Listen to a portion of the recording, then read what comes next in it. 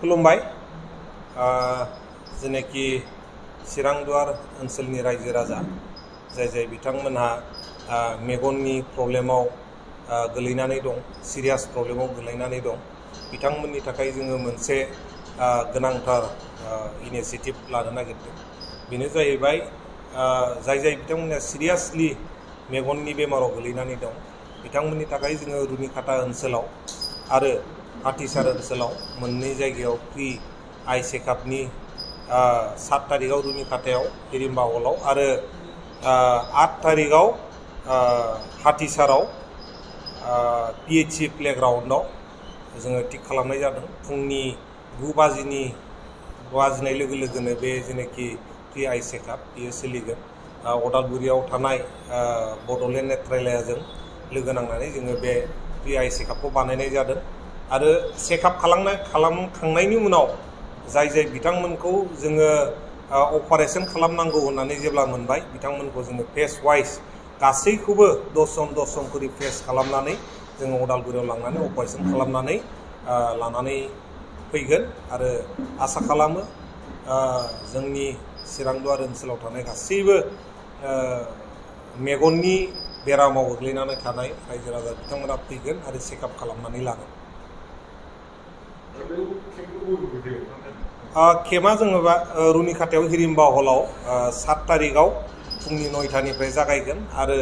हाथिसारनि PHC प्लेग्राउन्डआव फुंनि 9टानिफ्राय जागायगोन 8 तारिखाव दा जोंना बेनो थांखिया कि चिरांदुवार ओनसोलाव जाय बिथांमोना फैसा गैयैनि थाखाय अपारेशन खालामनो हायाखै मेगन नुवाखै बिथांमोनहा थारमाने सासेबो मेगन नुवाबालानो थानो नाङा जोङो थांनाय सप्तायाव 7 अपारेशन खालामनानै लाबोबाय जाय बिथांमोनहा 3 बोसोर 4 बोसोर फैसा गैयैनि थाखाय अपारेशन खालामनो हायाखैमोन आरो बिथांमोनहा 3-4 बोसोर जेबोखौनो नुवाखैमोन बुंनो थाङोबा बिथांमोनहा खानाखौनो जोङो बुंनांगौमोन दा अपारेशन खालामखांनायनि उनाव बिथांमोनहा बे जेनेखि सोमखोर जेनेखि जोंनि समायना बुहुम बेखौ बिथांमोनहा नुफिननो हाबाय जाहाथे जोंनि जाय चिरांदुवारनि जेसेबां बेबायदि प्रब्लेमाव भुगिनानै दङ बिथांमोना सासेबो बेबायदि मेगननि प्रब्लेमाव जुजिनांनानै थानाङा बेनि थाखाय जोङो हाबाफारिखौ लानाय जादों अपारेशना 100% फ्रि जोङो चेकआपनि थाखायबो उनाव लांफिनो अपारेशन आरो ग्लास आरो मेडिसिन आरो चेकआप लांफिनबावनाय गासिबो फ्रि अफ कस्टआव बानायनाय जागोन बाहाय खुनु थाइसेबो फैसा होनाङा दा बिनि थाखायनो आं गासिबो रायजो राजा बिथांमोनखौ खावलायदों लैहोर फैनांगौ आरो गाव गावनि मेगननि प्रब्लेमखौ सलुसन खालामनानै लानांगौ हायार सेकेन्डारि उथ्रिनाय फरायसाफोरनि थाखाय गोजोनथाव खौरां सेथि सेमिस्टारनि थाखाय गबिन्द बसुमतारी कलेजाव मुं थिसननाया सोलिगासिनो गिबि मुं थिसननाय 100 फरायसाफोरनि थाखाय स्पेशल अफार आरो गुबुन रोखोमनि बेसेन नाङै क्लासनि खाबु होनानै मुं थिसननायनि हाबाफारिया गबिन्द बसुमतारी कलेजाव सोलिगासिनो फरायसाफ्रा गावनि गोसो बायदि साबजेक्टफोरखौ सायख'नानै लानो हागोन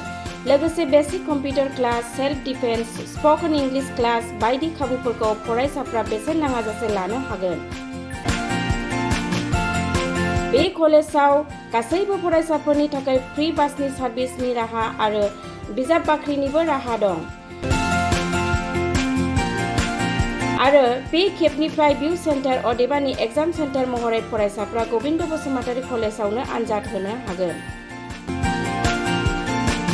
गबिन्द बसुमतारी कलेजाव एसेल' बेसेनावनो मुं थिसननानै कलेजनि राहानि खाबुफोरखौ लानो हागोन रोखायै मिथिनो थाखाय फारियै होनाय जानबुं नाम्बाराव कन्टेक्ट खालामनो हागोन